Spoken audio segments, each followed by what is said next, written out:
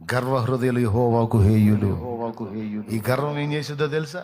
ఎదుటోళ్ళని మనం కీతాగా చూసేటట్టు, తృణీకారంగా చూసేటట్టు, ఎదుటోళ్ళని తక్కువ అంచనా వేసేటట్టు చేసిద్ది.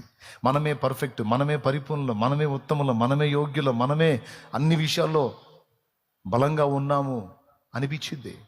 ఎదుటోళ్ళందరినీ చులకనగా చూడటం, తక్కువ అంచనా వేయటం, తేలిగ్గా మాట్లాడటం, తృణీకరించడం, మొత్తం కేసులే. దేవుడు పట్టుకుంటాడు, ఒప్పుకోడు. ఆయన పరిశుద్ధులుగా తగదు. పరిశుద్ధులుగా తగదు. నువ్వు అపోస్తుడైన పౌలు ముందుకు రేపు పోయి నిలబడితే ఆయన ఏమంటాడు తెలుసా? నాకంటే యోగ్యురాలు అమ్మ నువ్వు, నాకంటే గొప్పదాని అంటాడు ఆయన. మళ్ళీ ఆయన కాలి గోటి వేలికి జరిపోమ్మను, వేలి గోటికి జరిపోమ్మను. కానీ ఆయన ఏమంటాడు తెలుసా? రేపు ఆయన ముందుకు నువ్వు పోయినప్పుడు నాకంటే గొప్పదాని అమ్మ నువ్వు, గొప్పవాడివయ్యా నువ్వు అంటాడు. అది దేవుని సన్నిధిలో పరిశుద్ధుల మనస్సు. అంతేగాని ఒకళ్ళ మీద ఒకళ్ళు మిడిసిపడే మనసు కాదు అది. ఒకళ్ళ మీద ఒకళ్ళు విర్రవీగే మనసు కాదు. ఒకళ్ళ మీద ఒకళ్ళు ఆ మనసు కాదు.